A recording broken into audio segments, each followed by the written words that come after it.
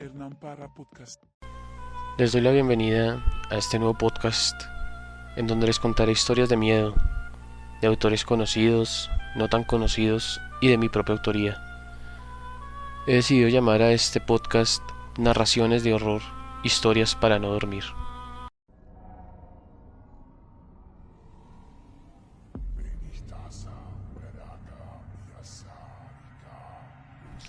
Les doy la bienvenida a este podcast donde conocemos las narraciones de horror, cuentos para no dormir, cuentos de terror que estoy seguro les gustarán mucho.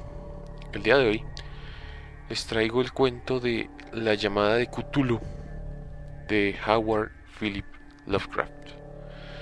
Se los traigo en una versión resumida, ya que el cuento es bastante largo, así que nos tomaría demasiadas horas para escucharlo. Así que les he traído un resumen de este cuento. Este cuento nos narra la historia de un joven que cuando su tío fallece, él encuentra entre todas sus cosas escritos, dibujos y gran variedad de cosas sobre un ser mitológico llamado Cthulhu, el cual vive en las profundidades del océano, y toda una comunidad le rinde un culto a este ser monstruoso y quieren liberarlo para que domine el universo. Es un cuento bastante bizarro, pero es un cuento muy, pero muy bueno. Si tienen la oportunidad de leer el libro completo, se los recomiendo. Y si no, pues quédense acá y los invito a que escuchen conmigo muy atentamente la narración de esta historia. Sin más, comencemos con La llamada de Cthulhu de Howard Philip Lovecraft. La llamada de Cthulhu. Autor: Howard Philip Lovecraft.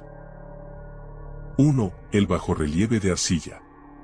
No hay en el mundo fortuna mayor, creo, que la incapacidad de la mente humana para relacionar entre sí todo lo que hay en ella. Vivimos en una isla de plácida ignorancia, rodeados por los negros mares de lo infinito, y no es nuestro destino emprender largos viajes. Las ciencias, que siguen sus caminos propios, no han causado mucho daño hasta ahora, pero algún día la unión de esos disociados conocimientos nos abrirá a la realidad, y a la endeble posición que en ella ocupamos. Perspectivas tan terribles que enloqueceremos ante la revelación, o huiremos de esa funesta luz, refugiándonos en la seguridad y la paz de una nueva edad de las tinieblas. Algunos teósofos han sospechado la majestuosa grandeza del ciclo cósmico del que nuestro mundo y nuestra raza no son más que fugaces incidentes. Han señalado extrañas supervivencias en términos que nos helarían la sangre si no estuviesen disfrazados por un blando optimismo. Pero no son ellos los que me han dado la fugaz visión de esos dones prohibidos, que me estremecen cuando pienso en ellos, y me enloquecen cuando sueño con ellos. Esa visión, como toda temible visión de la verdad, surgió de una unión casual de elementos diversos, en este caso, el artículo de un viejo periódico y las notas de un profesor ya fallecido. Espero que ningún otro logre llevar a cabo esta unión. Yo, por cierto, si vivo, no añadiré voluntariamente un solo eslabón a tan espantosa cadena. Creo, por otra parte, que el profesor había decidido, también, no revelar lo que sabía, y que si no hubiese muerto repentinamente, hubiera destruido sus notas. Tuve por primera vez conocimiento de este asunto en el invierno de 1926 a 1927, a la muerte de mi tío abuelo, George Gammell Angel, profesor honorario de lenguas semíticas de la Universidad de Brown, Providence, Rhode Island. El profesor Angel era una autoridad vastamente conocida en materia de antiguas inscripciones y a él habían recurrido con frecuencia los conservadores de los más importantes museos. Muchos deben por lo tanto recordar su desaparición, acaecida a la edad de 92 años. Las oscuras razones de su muerte aumentaron aún más el interés local. El profesor había muerto mientras volvía del barco de Newport y, según afirman los testigos, luego de recibir el empellón de un marinero negro. Este había surgido de uno de los curiosos y sombríos pasajes situados en la falda abrupta de la colina que une los muelles a la casa del muerto, en la calle Williams. Los médicos, incapaces de descubrir algún desorden orgánico, concluyeron, luego de un perplejo cambio de opiniones, que la muerte debía atribuirse a una oscura lesión del corazón, determinada por el rápido ascenso de una cuesta excesivamente empinada para un hombre de tantos años. En ese entonces no vi ningún motivo para disentir de ese diagnóstico, pero hoy tengo mis dudas, y algo más que dudas. Como heredero y ejecutor de mi tío abuelo, viudo y sin hijos, era de esperar que yo examinara sus papeles con cierta atención. Trasladé con ese propósito todos sus archivos y cajas a mi casa de Boston.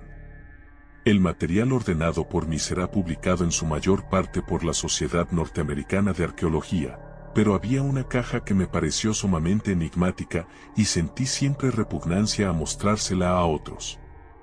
Estaba cerrada, y no encontré la llave hasta que se me ocurrió examinar el llavero que el profesor llevaba siempre consigo. Logré abrirla entonces, pero me encontré con otro obstáculo mayor y aún más impenetrable. ¿Qué significado podían tener ese curioso bajorrelieve de arcilla, y esas notas, fragmentos y recortes de viejos periódicos? ¿Se había convertido mi tío, en sus últimos años, en un devoto de las más superficiales imposturas? Resolví buscar al excéntrico escultor que había alterado la paz mental del anciano.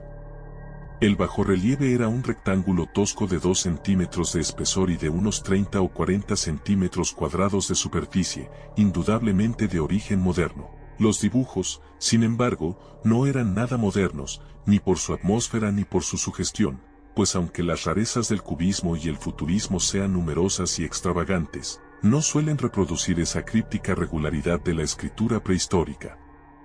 Y la mayor parte de los dibujos parecía ser ciertamente alguna especie de escritura. A pesar de mi familiaridad con los papeles y colecciones de mi tío, no logré identificarla, ni sospechar siquiera alguna remota relación. Sobre esos supuestos jeroglíficos había una figura de carácter evidentemente representativo, aunque la ejecución impresionista impedía comprender su naturaleza. Parecía una especie de monstruo, o el símbolo de un monstruo, o una forma que solo una fantasía enfermiza hubiese podido concebir. Si digo que mi imaginación, algo extravagante, se representó a la vez un pulpo, un dragón y la caricatura de un ser humano, no traicionaré el espíritu del dibujo. Sobre un cuerpo escamoso y grotesco, provisto de alas rudimentarias, se alzaba una cabeza pulposa y coronada de tentáculos, pero era el contorno general lo que la hacía más particularmente horrible. Detrás de la figura se embosaba una arquitectura ciclópea. Las notas que acompañaban a este curioso objeto, además de unos recortes de periódicos, habían sido escritas por el profesor mismo y no tenían pretensiones literarias. El documento en apariencia más importante estaba encabezado por las palabras "El culto de Cthulhu", escritas cuidadosamente en caracteres de imprenta para evitar todo error en la lectura de un nombre tan desconocido. El manuscrito se dividía en 2 secciones, la primera tenía el siguiente título: 1925, Sueño y obra onírica de H. A. Wilcox, calle Thomas 7, Providence, R.I., y la segunda, Informe del inspector John R. Legrasse, calle Bienville 121, Nueva Orleans, a la Sociedad Norteamericana de Arqueología, 1928. Notas del mismo y del profesor Webb. Las otras notas manuscritas eran todas muy breves, relatos de sueños curiosos de diferentes personas, o citas de libros y revistas teosóficos, principalmente la Atlántida y la Lemuria perdida de W. Scott Elliott, y el resto comentarios acerca de la supervivencia de las sociedades y cultos secretos, con referencia a pasajes de tratados mitológicos y antropológicos como la rama dorada de Fraser, y el culto de las brujas en Europa occidental de la señorita Murray. Los recortes de periódicos aludían principalmente a casos de alienación mental y a crisis de demencia colectiva en la primavera de 1925. La primera parte del manuscrito principal relataba una historia muy curiosa. Parece que el 1 de marzo de 1925 un joven delgado, moreno, de aspecto neurótico y presa de gran excitación, había visitado al profesor Angel con el singular bajorrelieve de arcilla, entonces todavía fresco y húmedo. En su tarjeta se leía el nombre de Henry Anthony Wilcox, y mi tío había reconocido en él al hijo menor de una excelente familia, con la que estaba ligeramente relacionado. Wilcox, que desde hacía un tiempo estudiaba dibujo en la Escuela de Bellas Artes de Rora y que vivía en el Hotel Fleur de Lis muy cerca de esta institución, era un joven precoz de genio indudable, pero muy excéntrico. Desde su infancia había llamado la atención por las historias y sueños extraños que se complacía en relatar. Se denominaba a sí mismo físicamente hipersensitivo, pero la gente seria de la vieja ciudad comercial lo consideraba simplemente raro. No había frecuentado nunca a los de su propia clase y poco a poco había ido retirándose de toda actividad social. Actualmente solo era conocido por algunos estetas de otras ciudades. La Asociación Artística de Providence, deseosa de preservar su conservadorismo, lo había desahuciado. En aquella visita, decía el manuscrito, el escultor había pedido bruscamente la ayuda de los conocimientos arqueológicos de su huésped para identificar los jeroglíficos. El joven hablaba de un modo pomposo y descuidado que impedía simpatizar con él. Mi tío le respondió con sequedad, pues la evidente edad de la tableta excluía toda posible relación con las ciencias arqueológicas.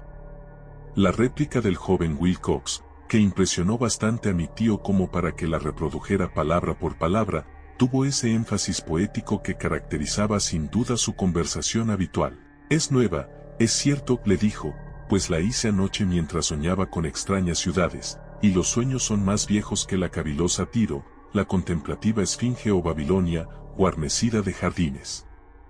Y comenzó a narrar una historia desordenada que, de pronto, despertó en mi tío un recuerdo. El anciano se mostró febrilmente interesado. La noche anterior había habido un leve temblor de tierra, el más violento de los que habían sacudido Nueva Inglaterra en esos últimos años, que había afectado terriblemente la imaginación de Wilcox. Ya en cama, y por primera vez en su vida, había visto en sueños unas ciudades ciclópeas de enormes bloques de piedra y gigantescos y siniestros monolitos de un horror latente, que exudaban un limo verdoso.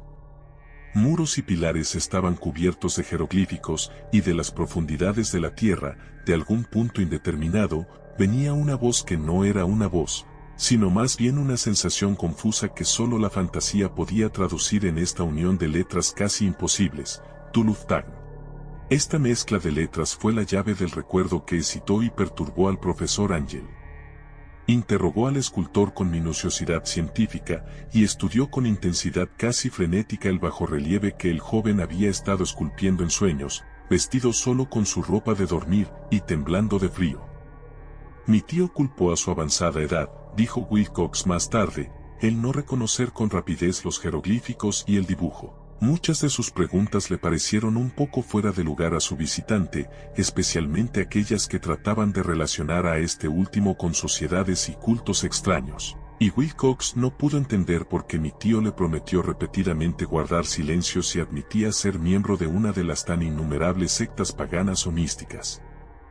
Cuando el profesor quedó al fin convencido de que Wilcox ignoraba de verdad toda doctrina o cultos secretos, le suplicó que no dejara de informarle acerca de sus sueños. Este pedido dio sus frutos, pues a partir de esa primera entrevista el manuscrito menciona las visitas diarias del joven y la descripción de sorprendentes visiones nocturnas cuyo tema principal era siempre unas construcciones ciclópeas de piedra, húmedas y oscuras, y una voz o inteligencia subterránea que gritaba una y otra vez, en enigmáticos y sensibles impactos, algo indescriptible. Los dos sonidos que se repetían con más frecuencia eran los representados por las palabras Tulu y Relie. El 23 de marzo, continuaba el manuscrito, Wilcox faltó a la cita. Una investigación realizada en el hotel reveló que había sido atacado por una fiebre de origen desconocido y que lo habían llevado a la casa de sus padres, en la calle Waterman. Se había puesto a gritar en medio de la noche, despertando a varios artistas que vivían en el mismo hotel, y desde entonces había pasado alternativamente de la inconsciencia al delirio. Mi tío telefoneó enseguida a la familia, y desde ese momento siguió de cerca el caso, yendo a menudo a la oficina del Dr. Touby, en Thayer Street, médico de cabecera del joven. La mente febril de Wilcox alimentaba, aparentemente, extrañas imágenes. El doctor se estremeció al recordarlas. No solo incluían una repetición de los sueños anteriores, sino también una criatura gigantesca de varios kilómetros de altura que caminaba o se movía pesadamente. Wilcox nunca lo describía en todos sus detalles, pero las pocas e incoherentes palabras que recordaba el Dr. Toby convencieron al profesor de que aquel era el monstruo que el joven había intentado representar. Cuando Wilcox se refería a su obra, añadió el doctor, caía enseguida, invariablemente, en una especie de letargo. Cosa rara, su temperatura no estaba nunca por encima de lo normal. Sin embargo, su estado se parecía más al de una fiebre violenta que al de un desorden del cerebro. El 2 de abril a las 3 de la tarde, la enfermedad cesó de pronto. Wilcox se sentó en la cama, asombrado de encontrarse en la casa de sus padres, e ignorando totalmente lo que había ocurrido en sus sueños o en la realidad desde el 22 de marzo. Como el médico declarara que estaba curado, a los 3 días volvió a su hotel. Pero ya no le fue de ninguna utilidad al profesor Angell. Junto con su enfermedad se habían desvanecido todos aquellos sueños, y luego de oír durante una semana los relatos inútiles e irrelevantes de unas muy comunes visiones, mi tío dejó de anotar los pensamientos nocturnos del artista. Aquí terminaba la primera parte del manuscrito, pero las abundantes notas invitaban de veras a la reflexión. Solo el escepticismo inveterado que informaba entonces mi filosofía puede explicar mi persistente desconfianza. Las notas describían lo que habían soñado diversas personas en el mismo periodo en que el joven Wilcox había tenido sus extrañas revelaciones. Mi tío, parecía, había organizado rápidamente una vasta encuesta entre casi todos aquellos a quienes podía interrogar sin parecer impertinente, pidiendo que le contaran sus sueños y le comunicaran las fechas de todas sus visiones notables.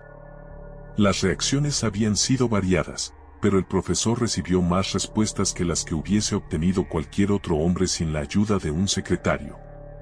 Aunque no conservó la correspondencia original, las notas formaban un completo y muy significativo resumen. La aristocracia y los hombres de negocios, la tradicional sal de la tierra de Nueva Inglaterra, dieron un resultado casi completamente negativo, aunque hubo algunos pocos casos de informes de impresiones nocturnas, siempre entre el 13 de marzo y el 2 de abril, periodo de delirio de joven escultor. Los hombres de ciencia no fueron tampoco muy afectados, aunque por lo menos 4 vagas descripciones sugerían la visión fugaz de extraños paisajes, y uno de ellos hablaba del temor a algo anormal. Las respuestas más pertinentes procedían de artistas y poetas, que si hubieran podido comparar sus notas hubieran sido presas del pánico. Ante la falta de las cartas originales, llegué a sospechar que el compilador había estado haciendo preguntas insidiosas o había deformado el texto de la correspondencia para corroborar lo que había resuelto ver. Por eso persistí en la creencia de que Wilcox, conociendo de algún modo los viejos documentos reunidos por mi tío, había estado engañándolo. Estas respuestas de los artistas narraban una perturbadora historia. Entre el 28 de febrero y 2 de abril gran parte de ellos había tenido sueños muy curiosos, alcanzando su máxima intensidad en el tiempo del delirio del escultor. Una cuarta parte hablaba de escenas y sonidos semejantes a los descritos por Wilcox y algunos confesaban su terror ante una criatura gigantesca y sin nombre. Un caso, que las notas describían con énfasis, era particularmente triste. El sujeto, un arquitecto muy conocido, algo inclinado al ocultismo y la teosofía, se volvió completamente loco la noche que llevaron al joven Wilcox a la casa de sus padres, y murió meses después gritando que lo salvaran de algún escapado habitante del infierno. Si mi tío hubiese conservado los nombres de estos casos, en vez de reducirlos a números, yo hubiera podido hacer alguna investigación personal. Pero, como estaban las cosas, solo pude encontrar a unos pocos. Todos, sin embargo, confirmaron las notas. Me pregunté a menudo si aquellos a quienes había interrogado el profesor Angell se habían sentido tan intrigados como este grupo. Nunca les di explicaciones, y es mejor así. Los recortes de prensa, como ya he dicho, trataban de casos de pánico, manía y excentricidad, siempre en el mismo periodo. El profesor Angell debió de haber empleado una agenda de recortes, pues el número de estos extractos era prodigioso, y además procedían de todos los rincones del mundo. Uno describía un suicidio nocturno en Londres, un hombre había saltado por una ventana luego de lanzar un grito horrible.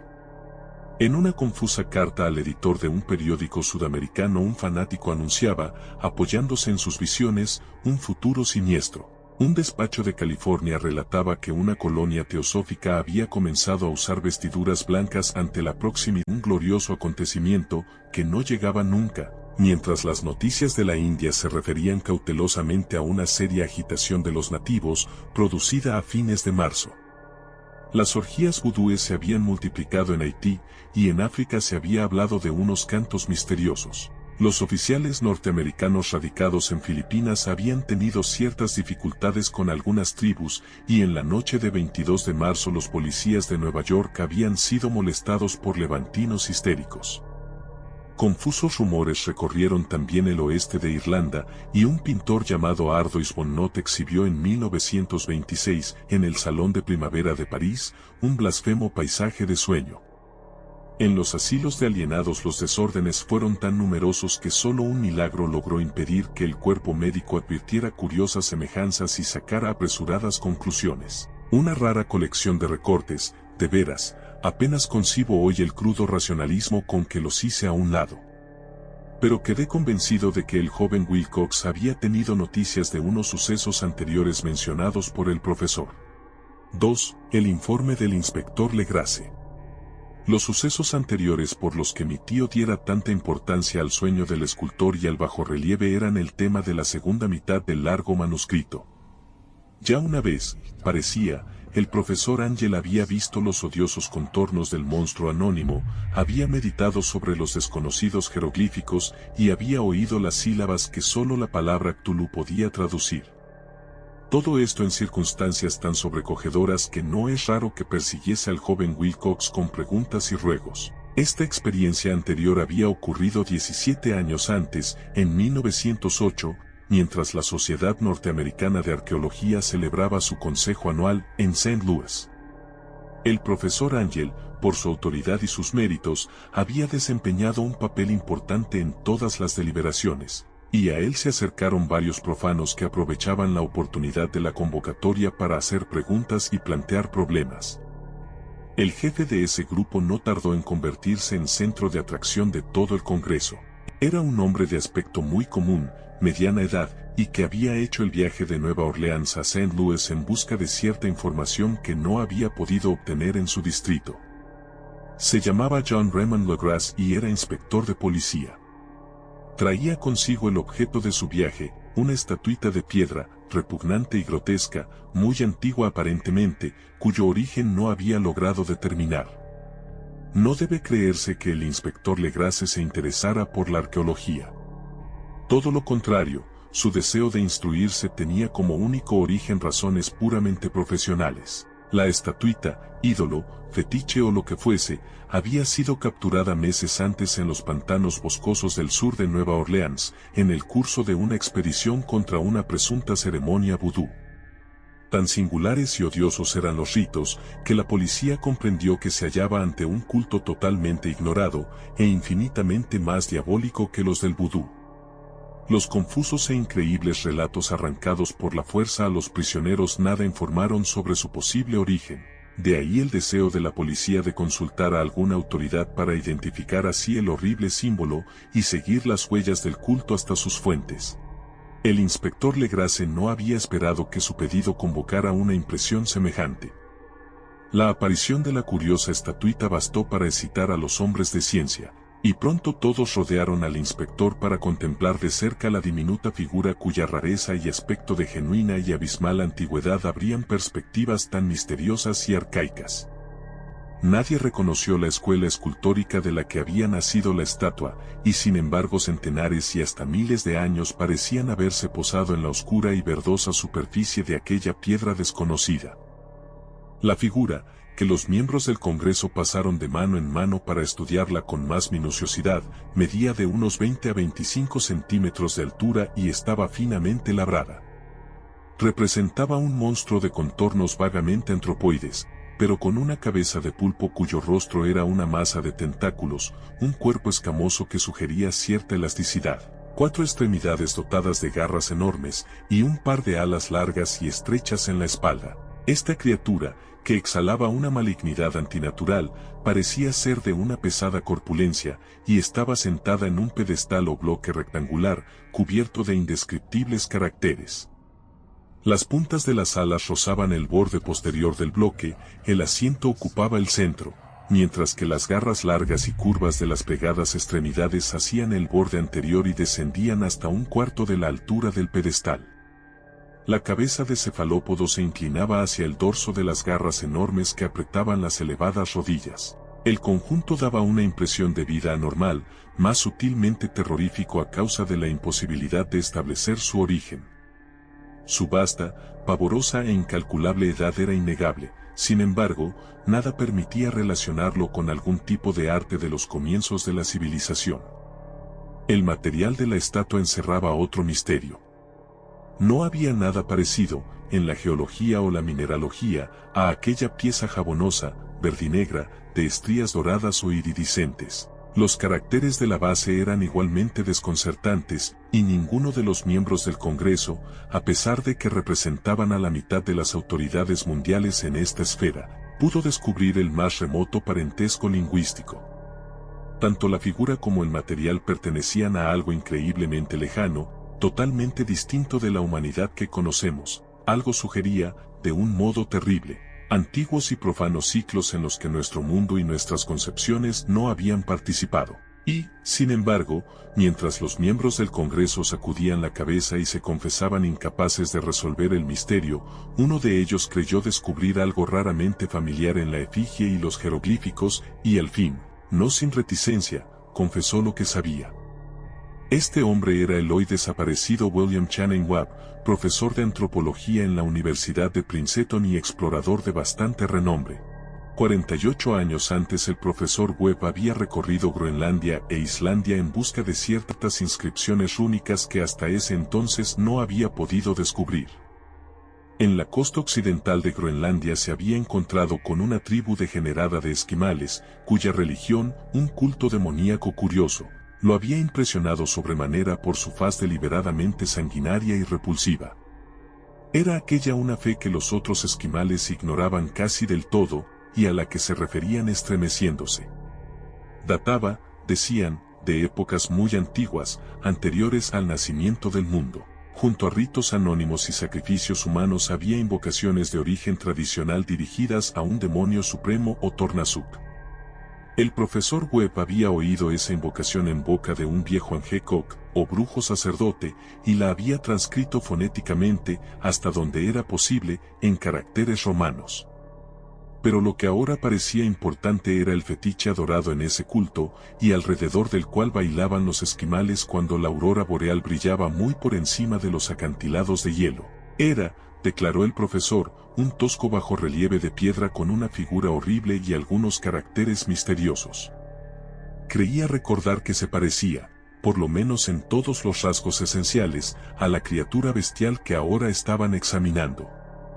Este relato, recibido con asombro y sorpresa por los miembros del Congreso, pareció excitar al inspector Legrasse, que abrumó al profesor a preguntas.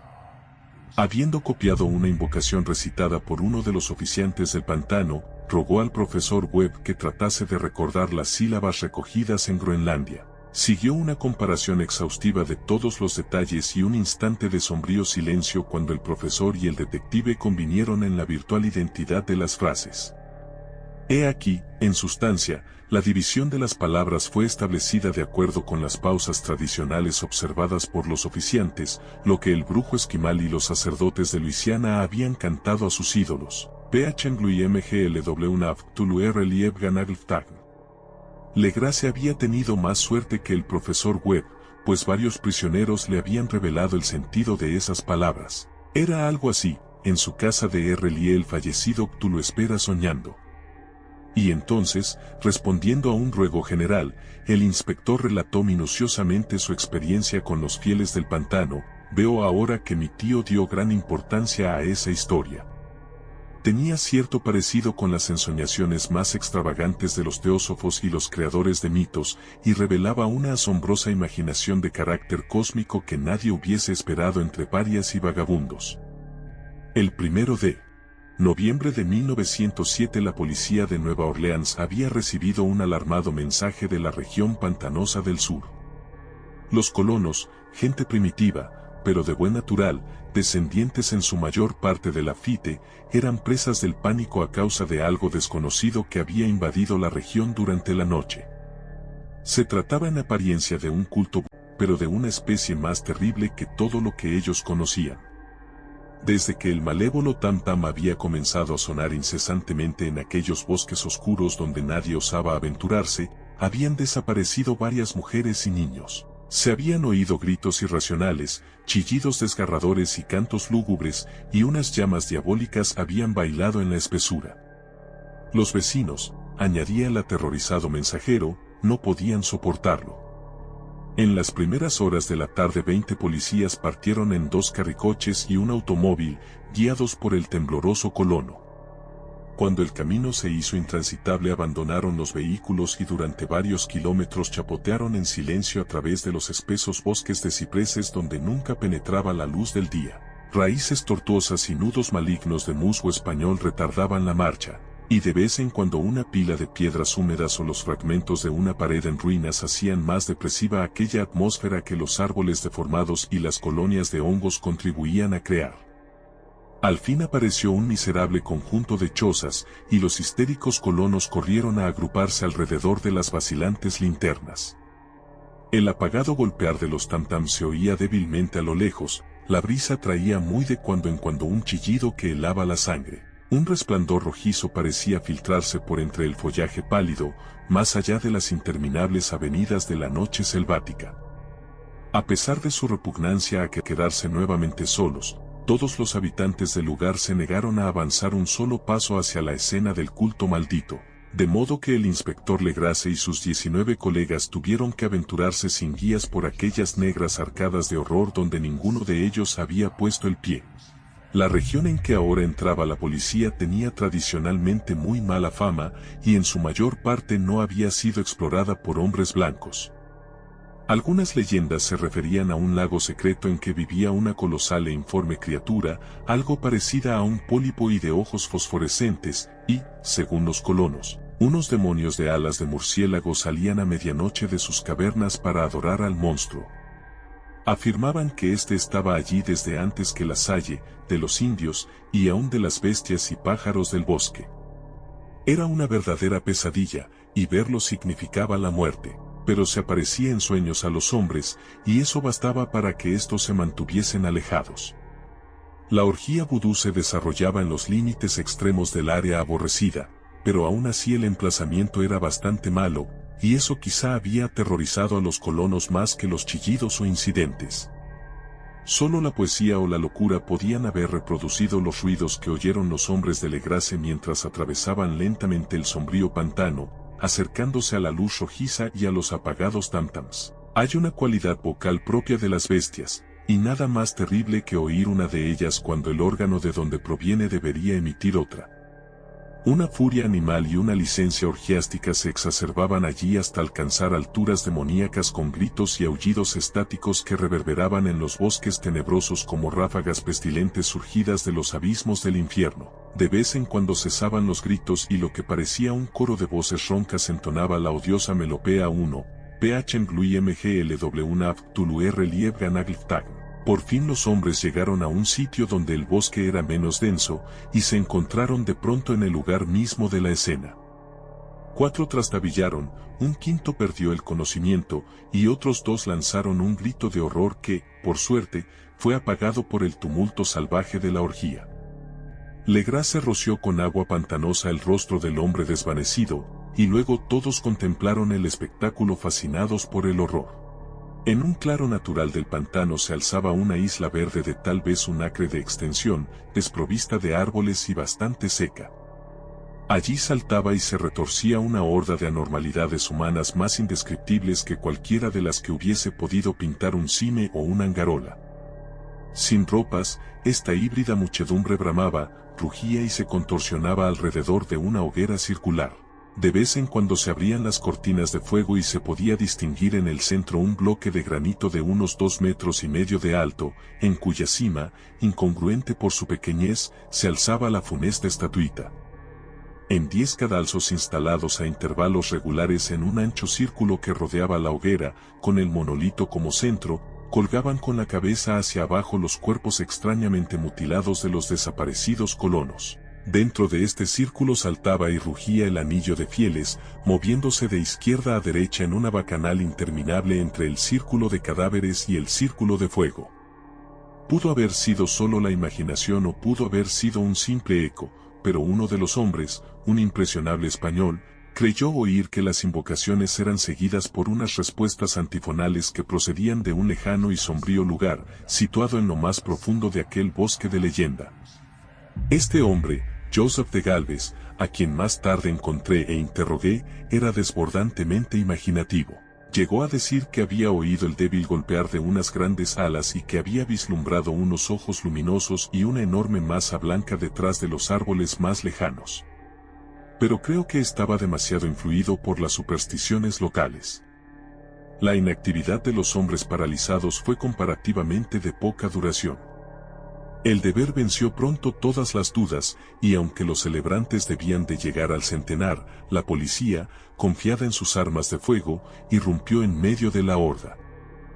Durante 5 minutos el caos y el tumulto fueron indescriptibles. Hubo furiosos golpes, disparos y huidas.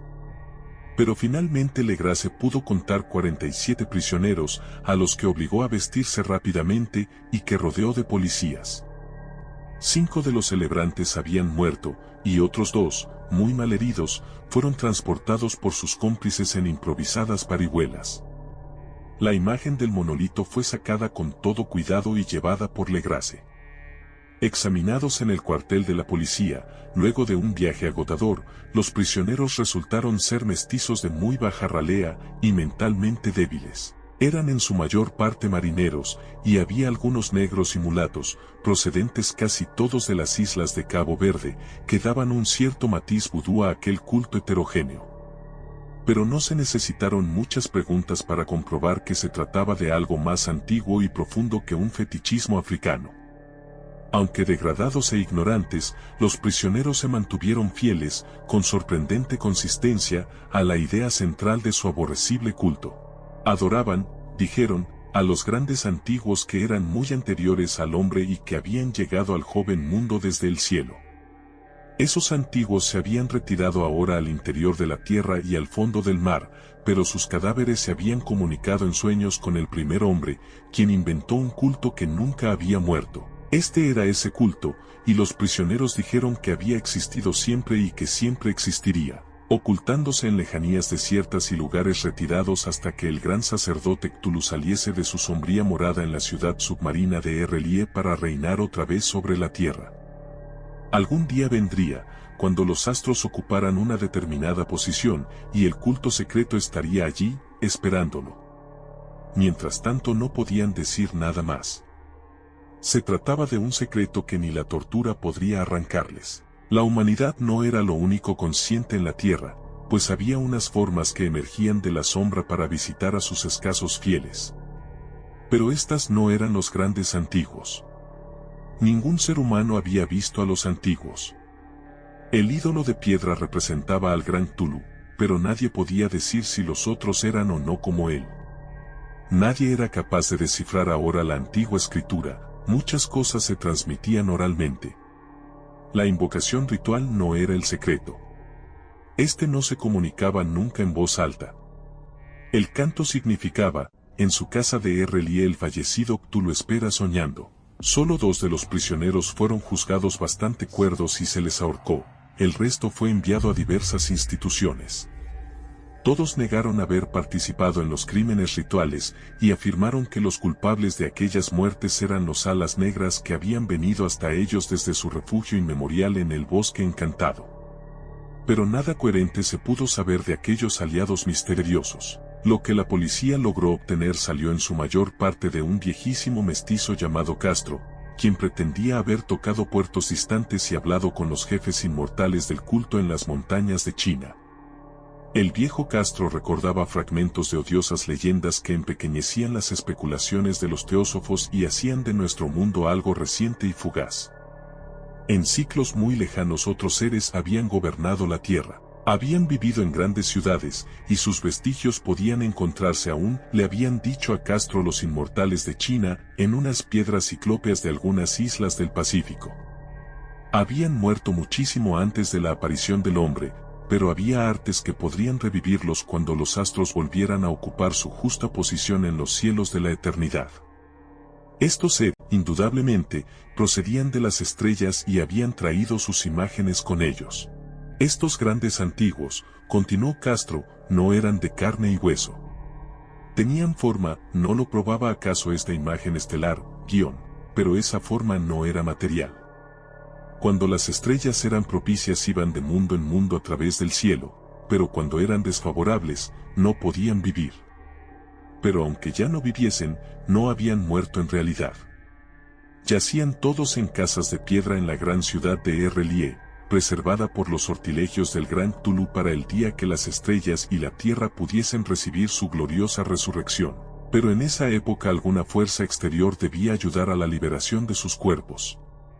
Los conjuros que impedían que se descompusieran impedían también que se moviesen, y los antiguos tenían que contentarse con yacer y pensar en la oscuridad mientras transcurrían millones de años.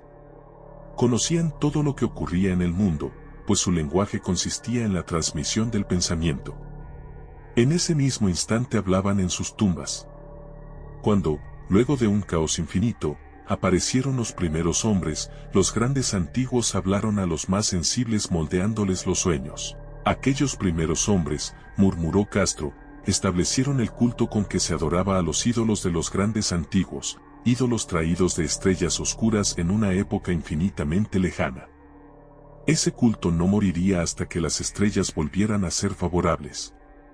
Los sacerdotes sacarían entonces al gran Cthulhu de su tumba para que reviviese a sus vasallos y volviera a asumir su reinado en la tierra.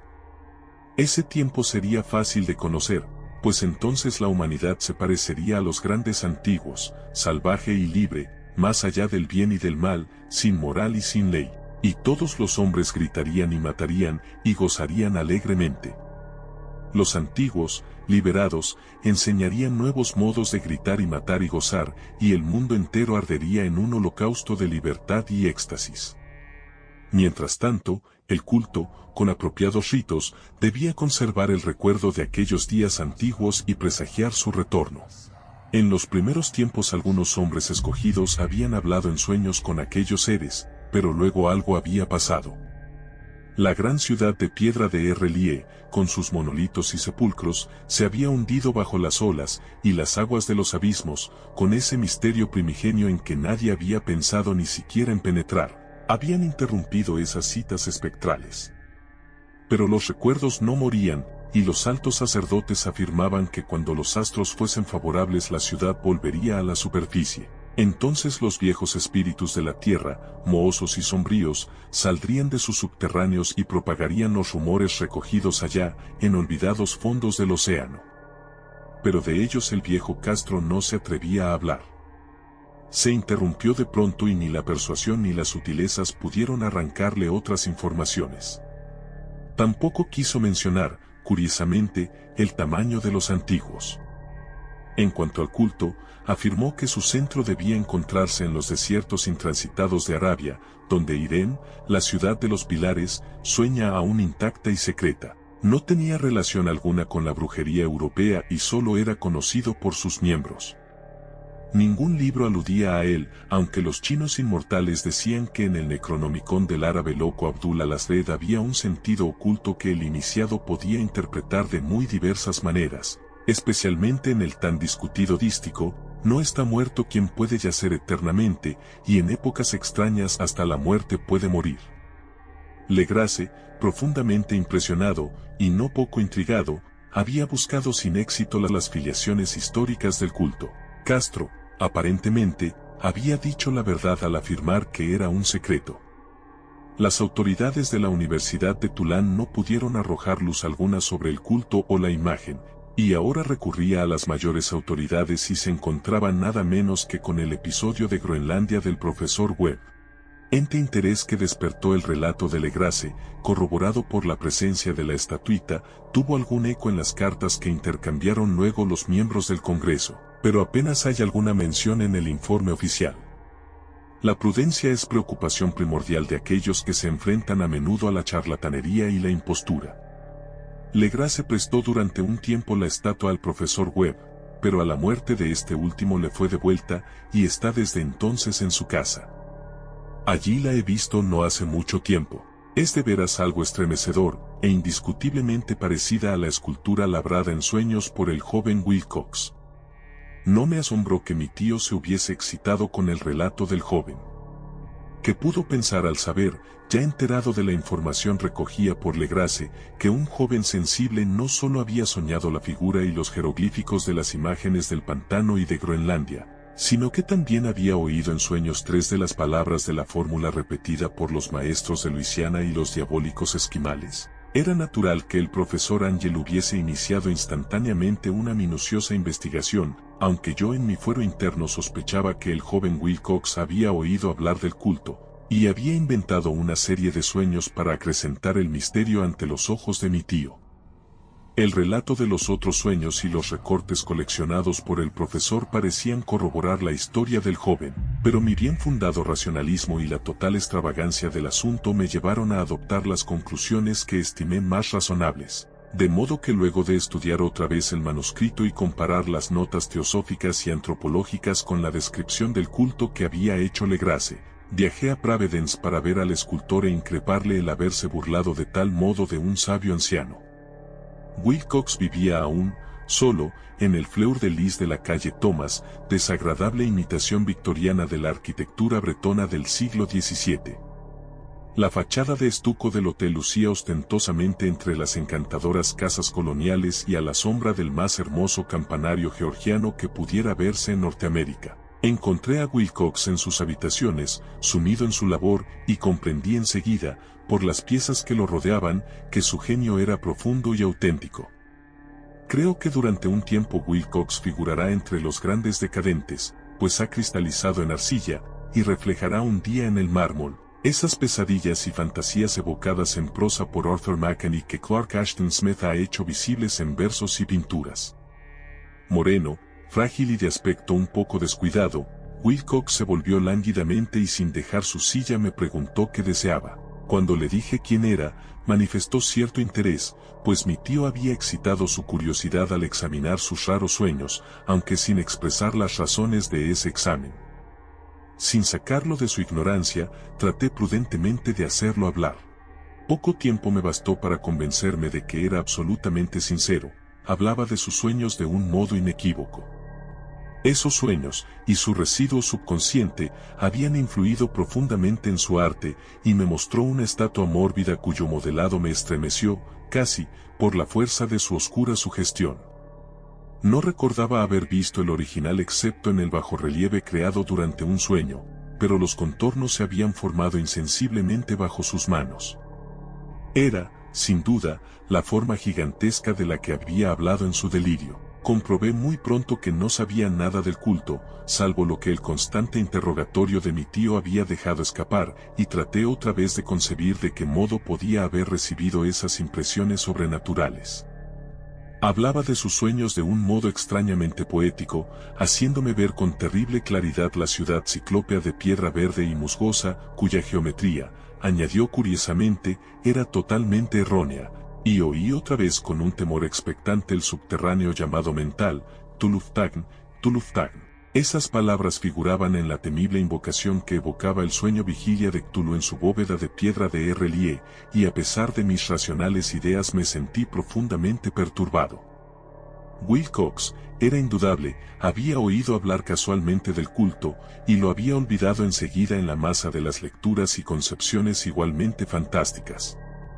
Más tarde, en virtud de su impresionable carácter, el culto había encontrado un modo de expresión subconsciente en los sueños, el bajorrelieve de arcilla y la estatua que yo estaba ahora contemplando, de modo que la superchería había sido involuntaria.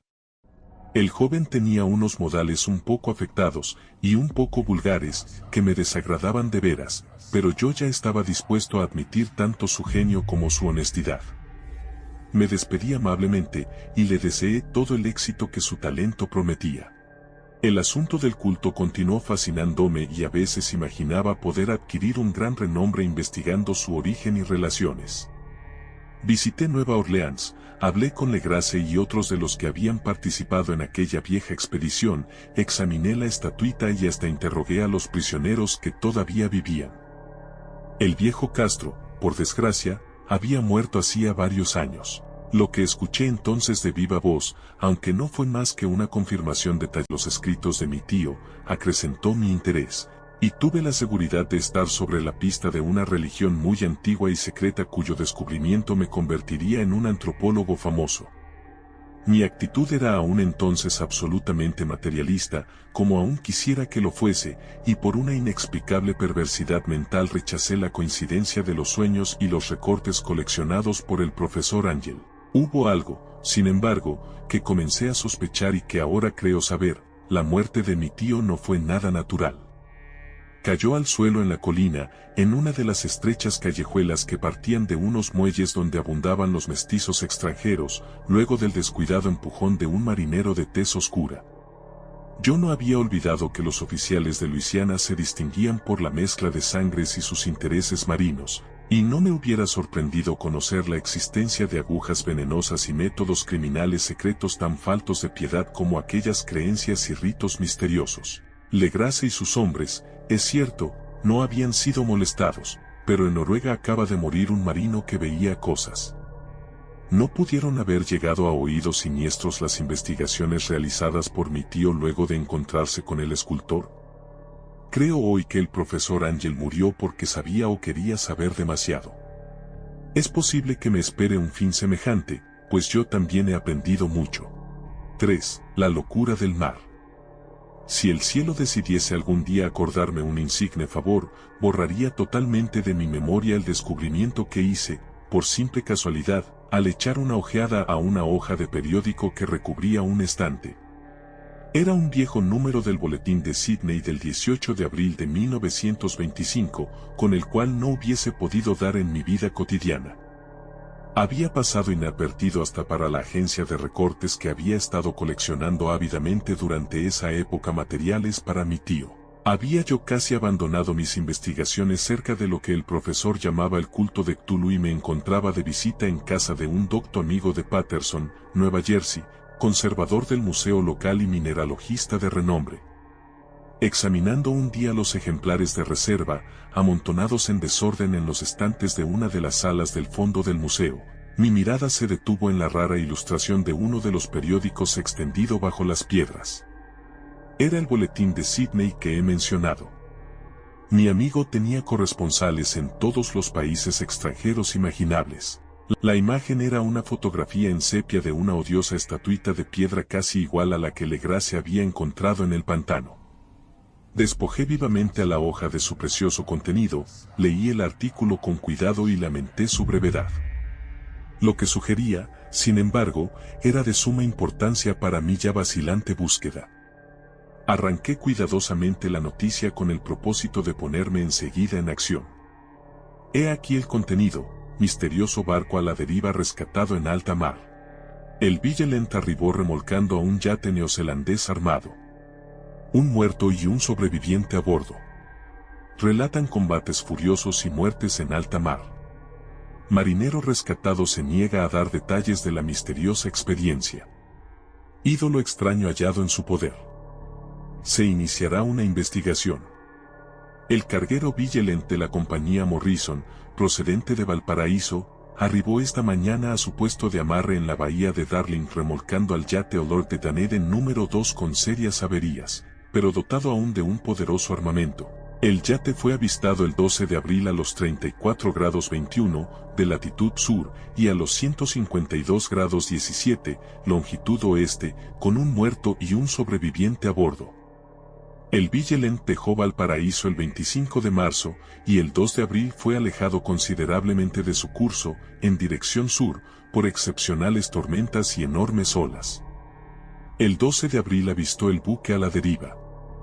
En apariencia había sido abandonado, pero luego descubrió que llevaba un sobreviviente en estado de delirio y un hombre muerto por lo menos desde hacía una semana. El sobreviviente apretaba entre sus manos una piedra horrible de origen desconocido, de unos 30 centímetros de alto, cuyo origen los profesores de la Universidad de Sydney, la Sociedad Real y el Museo de la Calle College no pudieron determinar, y que el hombre afirmaba haber descubierto en la cabina del yate, en un altarcito rudimentario. Este hombre, ya recobrado, relató una historia de piratería y violencia sumamente extraña. Se trata de un noruego llamado Gustav Johansen, de cierta cultura, segundo oficial en la goleta Emma de Auckland, que partió para el Callao el 20 de febrero, con una tripulación de 20 hombres. El Emma, dijo, fue retrasado y alejado considerablemente de su ruta por la tormenta del 1 grado de marzo, y el 22 del mismo mes a los 49 grados 51, de latitud sur y a los 128 grados 54, de longitud encontró al Elert conducido por una tripulación de canacos 2 y mestizos de aspecto patibulario. El capitán Collins no obedeció la orden de virar, y la tripulación del yate abrió fuego sin aviso con una batería de cañones de bronce particularmente pesada. Los marineros del Emma, dijo el sobreviviente, se resistieron con valentía, y aunque la goleta comenzó a hundirse, pues varios proyectiles habían alcanzado la línea de flotación, lograron acercarse al enemigo y lo abordaron poniéndose a luchar en cubierta. Como los tripulantes del yate combatían de un modo torpe y cruel, tuvieron que matarlos a todos. 3 de los hombres del Emma, incluso el capitán Collins y el primer oficial Gray, murieron, y los 8 restantes, bajo el mando del segundo oficial, Johansen, se pusieron a navegar en la dirección seguida originalmente por el yate, a fin de descubrir por qué motivo se les había ordenado cambiar de rumbo. Al día siguiente desembarcaron en una islita que no figuraba en ningún mapa. 6 de los hombres murieron allí, aunque Johansen se mostró particularmente reticente a este respecto y dijo que habían caído en una grieta entre las rocas. Más tarde, parece, Johansen y sus compañeros volvieron al yate y trataron de hacerlo navegar, pero fueron vencidos por la tormenta del 2 de abril. Desde ese día hasta el 12 de abril, fecha en que fue recogido por el Vigilant, Johansen no recuerda nada, ni siquiera cuando murió su compañero William Braddon. La muerte no se debió aparentemente a otra causa que a privaciones. Cables procedentes de Dunedin informan que el Allord era muy conocido como barco de carga y tenía muy mala reputación. Pertenecía a un curioso grupo de mestizos cuyas frecuentes incursiones nocturnas a los bosques atraían no poca curiosidad. Luego de la tormenta y los temblores de tierra del 1 grado de marzo se había hecho apresuradamente a la vela. Nuestro corresponsal en Auckland afirma que el Emma y sus tripulantes gozaban de una excelente reputación y que Johansen es un hombre digno de toda confianza. El almirantazgo va a iniciar una investigación sobre este asunto, durante la cual se tratará de convencer a Johansen para que hable más libremente. Esto era todo, además de la diabólica imagen, pero qué pensamientos despertó en mi mente. Estas nuevas y preciosas noticias acerca del culto de Cthulhu probaban que éste tenía fieles seguidores tanto en el mar como en la tierra. ¿Qué motivo había impulsado a la híbrida tripulación a ordenar el regreso del Emma mientras navegaban con su ídolo? ¿Qué isla desconocida era aquella en que habían muerto 6 de los tripulantes, acerca de la cual el contramaestre Johansen se mostraba tan reticente? ¿Qué resultado había tenido la investigación del almirantazgo y qué se sabía del odioso culto en Dunedin? Y lo más extraordinario, qué profunda y natural relación de hechos era esta que daba una significación maligna e innegable a los sucesos tan cuidadosamente anotados por mi tío. El 1 de marzo, el 28 de febrero de acuerdo con el uso horario internacional, se habían producido una tormenta y un terremoto. El Allord y su mal encarada tripulación habían dejado rápidamente Dunedin como obedeciendo un imperioso llamado, y en el otro extremo de la tierra poetas y artistas habían comenzado a soñar con una ciclópea ciudad submarina mientras un joven escultor modelaba, en sueños, la forma del terrible Cthulhu. El 23 de marzo la tripulación del Emma desembarcaba en una isla desconocida, perdiendo allí 6 hombres. Y en esa misma fecha los sueños de algunas personas alcanzaron su mayor intensidad y se oscurecieron con el terror de un monstruo maligno y gigantesco, mientras un arquitecto se volvía loco y un escultor caía presa del delirio. ¿Y qué pensar de esa tormenta del 2 de abril, fecha en que cesaron todos los sueños de la ciudad sumergida y Wilcox salió indemne de aquella fiebre extraña. ¿Qué pensar igualmente de aquellas alusiones del viejo Castro a los antiguos venidos de las estrellas y a su reino próximo, y a su culto, y a su gobierno de los sueños? Estaba balanceándome en el borde de un abismo de horrores cósmicos insoportables para un ser humano. En todo caso no afectaron sino a la mente, pues el 2 de abril puso término de algún modo a la monstruosa amenaza que había sitiado el alma de los hombres. Aquella tarde, luego de haber pasado el día enviando telegramas y haciendo urgentes preparativos, despedí de mi huésped y tomé un tren para San Francisco. En menos de un mes llegué a Dunedin, donde, sin embargo, descubrí que se sabía muy poco de los extraños miembros del culto que habían vivido en las posadas marineras. El vagabundeo en los muelles era asunto demasiado común y no valía la pena mencionarlo. Pero algo oí a propósito de una expedición terrestre realizada por estos mestizos durante la cual se escuchó el débil golpear de unos tambores y se vio un fuego rojo en las colinas lejanas. En Auckland me enteré de que Johansen había vuelto a Sydney, donde acababa de sometérsele a un inútil interrogatorio, con el pelo totalmente cano, y que luego de vender su casita de la calle West había regresado con su mujer a su viejo hogar, en Oslo. De su aventura no dijo a sus amigos más de lo que ya sabían los oficiales del almirantazgo, y todo lo que pudieron hacer fue darme su nueva dirección. Volví entonces a Sydney y hablé sin éxito con gente de mar y miembros de la corte. Vi el Ellerton Circular Quay en la bahía de Sydney, pero nada me reveló su casco. La imagen en cuclillas, de cabeza de pulpo, cuerpo de dragón, alas escamosas y pedestal con jeroglíficos, se conservaba en el Museo de Hyde Park. La examiné con cuidado y descubrí que estaba exquisitamente labrada y tenía el mismo profundo misterio, terrible antigüedad y sobrenatural rareza de material que el ejemplar más pequeño de Legrasse. Para los geólogos, me dijo el conservador del museo, la estatua era un enigma monstruoso, y juraban que no había en el mundo una roca parecida. Recordé, estremeciéndome, lo que había dicho el viejo Castro a Legrasse a propósito de los primeros grandes antiguos, vinieron de las estrellas y trajeron consigo sus imágenes. Profundamente perturbado resolví visitar al oficial Johansen en Oslo. Llegué a Londres, me reembarqué enseguida para la capital de Noruega, y un día de otoño eché pie a tierra en un limpio desembarcadero, a la sombra del Egeber. La casa de Johansen, descubrí, estaba situada en la ciudad vieja del rey Harald Hardrada, que había conservado el nombre de Oslo durante los siglos en que la ciudad principal adoptara el nombre de Cristianía. Hice el corto viaje en un taxi y golpeé con el corazón tembloroso la puerta de una casa vieja y limpia de frente enyesado. Salió a recibirme una mujer de cara triste, vestida de negro, quien me comunicó en un inglés vacilante que Gustav Johansen no era ya de este mundo. No había sobrevivido mucho a su regreso, pues su aventura marina de 1925 le había destrozado la salud. La mujer no sabía más que el público, pero Johansen había dejado un largo manuscrito, que trataba asuntos técnicos, escrito en inglés con la intención manifiesta de que su esposa no lo entendiese. Mientras paseaba por una callejuela, cerca del muelle de Gothenburg, un atado de viejos periódicos, salido de la ventana de un altillo, lo golpeó y lo hizo caer.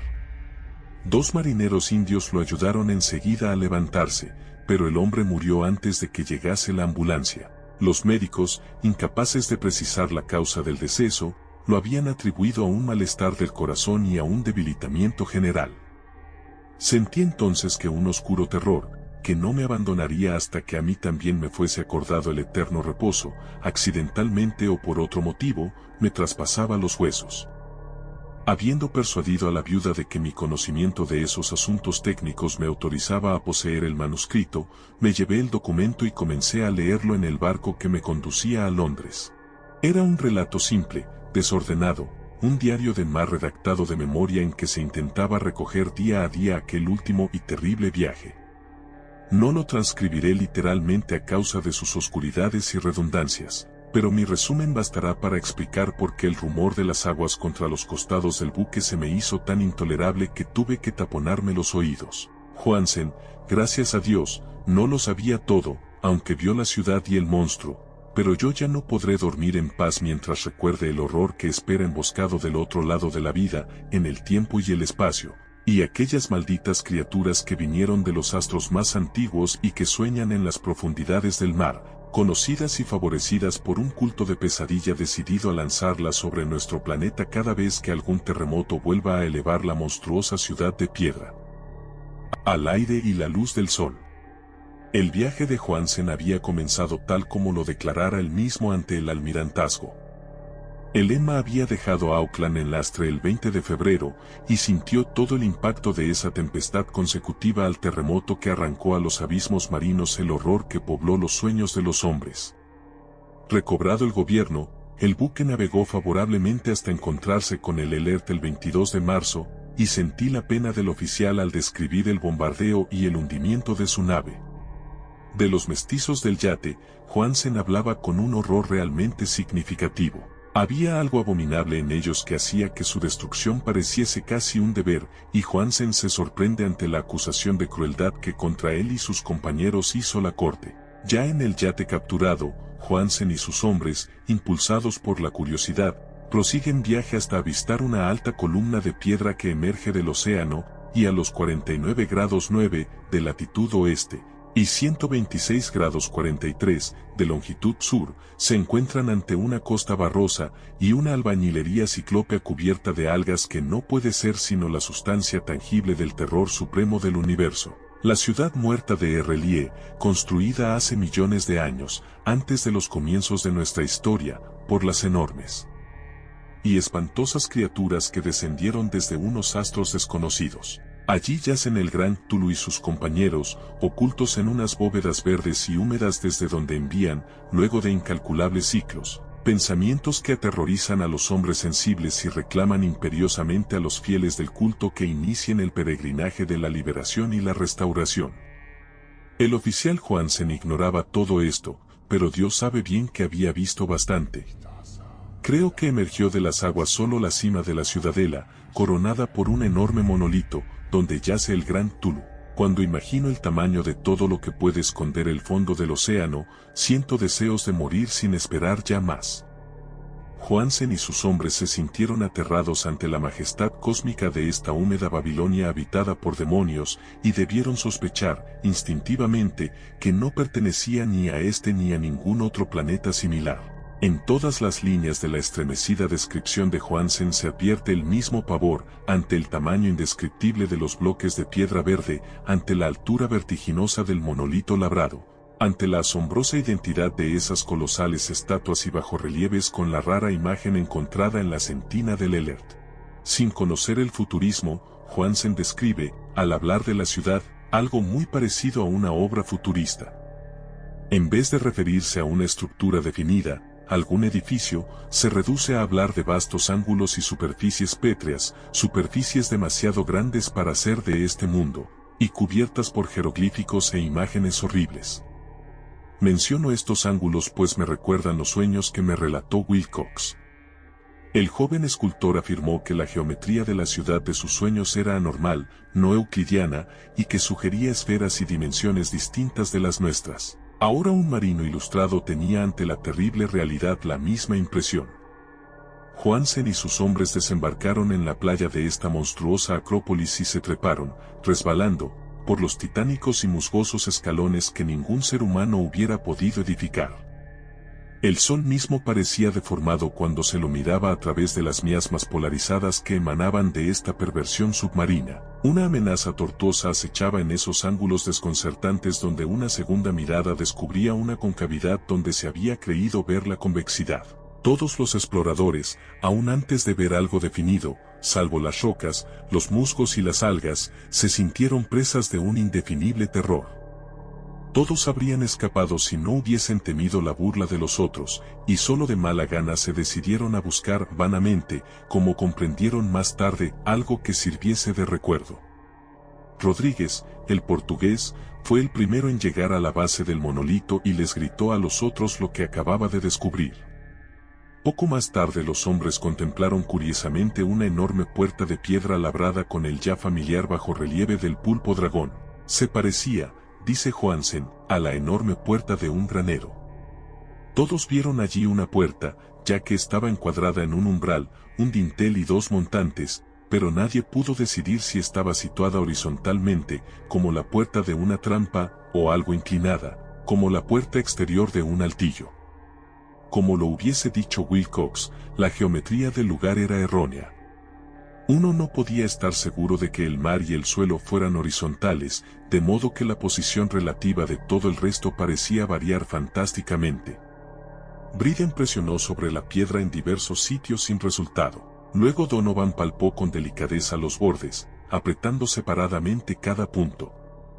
Subió con lentitud a lo largo de la grotesca moldura de piedra. Puede decirse que subió sin que la puerta no era al fin y al cabo horizontal, y los hombres se preguntaron cómo una puerta podía ser tan enorme. Al fin, muy suavemente, muy lentamente, la parte superior del panel comenzó a inclinarse hacia adentro, y todos vieron que la piedra se balanceaba.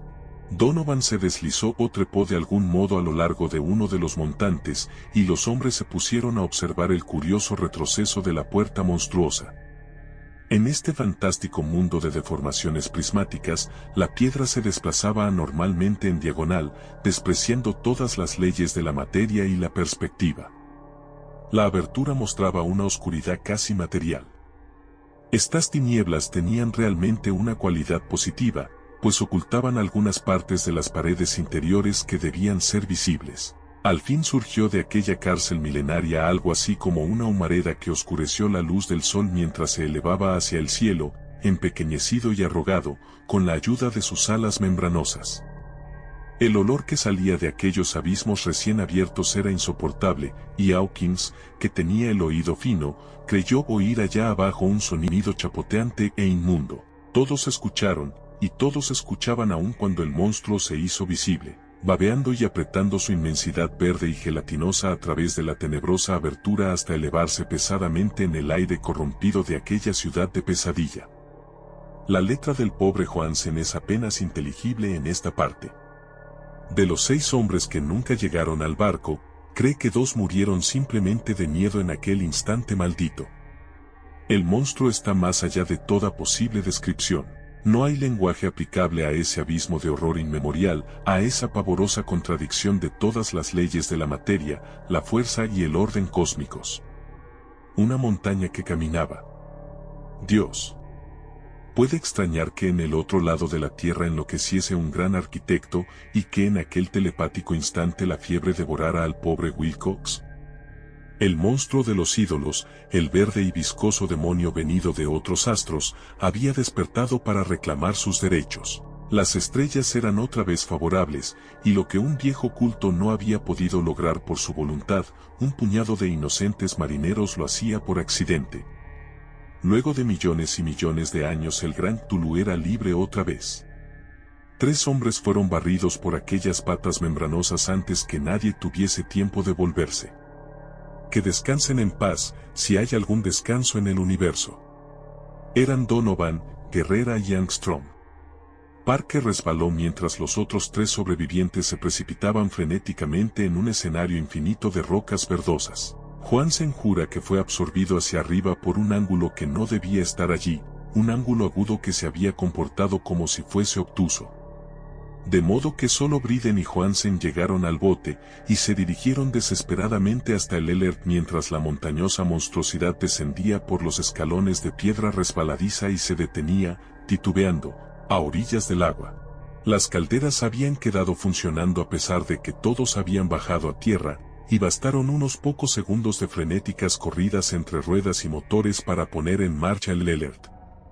Lentamente, entre los horrores distorsionados de esa escena indescriptible, la hélice comenzó a golpear las aguas. Mientras tanto, en la costa mortal, sobre aquellas construcciones que no eran de este mundo, el monstruo gigantesco venido de las estrellas emitía unos gritos inarticulados, como Polifemo al maldecir el veloz navío de Ulises. Enseguida, con más audacia que los cíclopes de la leyenda, el gran Cthulhu penetró en las aguas e inició la persecución con golpes que levantaron enormes olas. Briden volvió la vista y enloqueció. Desde entonces rió a intervalos hasta que la muerte lo alcanzó en su cabina mientras Johansen vagaba delirando de un lado a otro. pero Johansen no había abandonado la partida. Comprendiendo que el monstruo alcanzaría cegaramente el olor antes de que la presión llegase al máximo, resolvió intentar algo desesperado y, acelerando los motores, subió rápidamente a la cubierta e hizo girar el timón.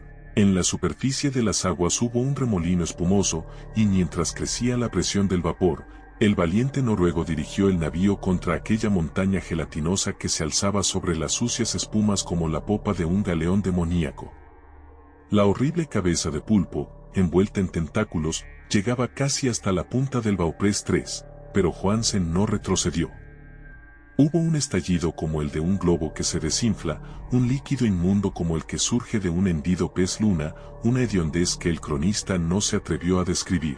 Durante un instante una nube verde, acre y enceguecedora, envolvió al buque, y un hervor maligno quedó a popa, donde, Dios del cielo, la esparcida plasticidad de aquella entidad celeste estaba recombinándose y recobrando su forma primitiva, mientras el Elert se alejaba más y más, y ganaba velocidad.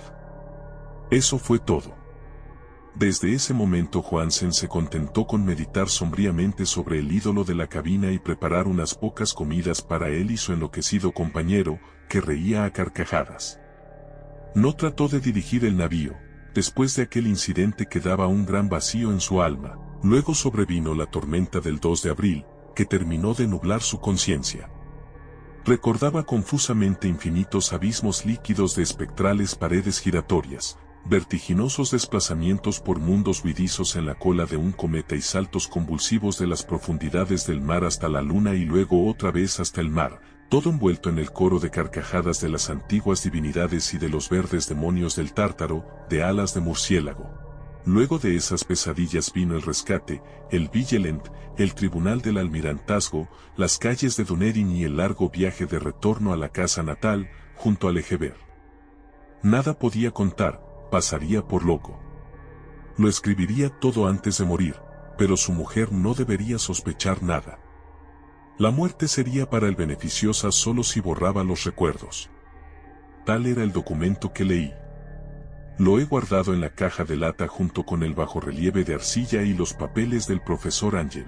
Incluiré este relato, esta prueba de mi propia cordura donde se ha unido lo que espero que nunca volverá a unirse. He contemplado todo lo que en el universo puede haber de horroroso, y aún los cielos de la primavera y las flores del verano me parecerán desde ahora impregnados de veneno. Pero no creo que viva mucho. Como desaparecieron mi tío y el pobre Johansen, así desapareceré yo. Conozco demasiado y el culto todavía existe. Tú lo existe también, supongo, en ese refugio de piedra que le sirve de abrigo desde que el sol era joven. Su ciudad maldita se ha hundido otra vez, pues el Vigilant navegó por aquel lugar después de la tormenta de abril, pero sus ministros en la tierra bailan aún, y cantan y matan en lugares aislados, alrededor de monolitos de piedra coronados de imágenes. Tulu tuvo que haber sido atrapado por los abismos submarinos, pues si no el mundo gritaría ahora de horror. ¿Quién conoce el fin? Lo que ha surgido ahora puede hundirse y lo que se ha hundido puede surgir. La abominación espera y sueña en las profundidades del mar, y sobre las vacilantes ciudades de los hombres flota la destrucción. Llegará el día, pero no debo ni puedo pensarlo. Ruego que si no sobrevivo a este manuscrito, mis ejecutores testamentarios cuiden de que la prudencia sea mayor que la audacia e impidan que caiga bajo otros ojos. Y este ha sido el cuento del día de hoy, La llamada de Cthulhu, de Howard Philip Lovecraft. Si les ha gustado este cuento, les invito a que me sigan en mi podcast, Hernán_podcast en YouTube, donde conseguirán este y muchos cuentos más. Los invito a que le den un like y lo compartan, ya que esto me ayudaría a seguir creciendo. Quiero agradecerles a todos ustedes que se han tomado la molestia de escuchar este cuento, y asimismo quiero agradecerles también a todos los que se han suscrito a mi canal, ya que poco a poco este canal va creciendo, y esa es la idea. Les doy muchas gracias a todos y los invito muy cordialmente a un próximo capítulo de este podcast, donde seguiremos conociendo más cuentos para no dormir. Hasta una próxima ocasión.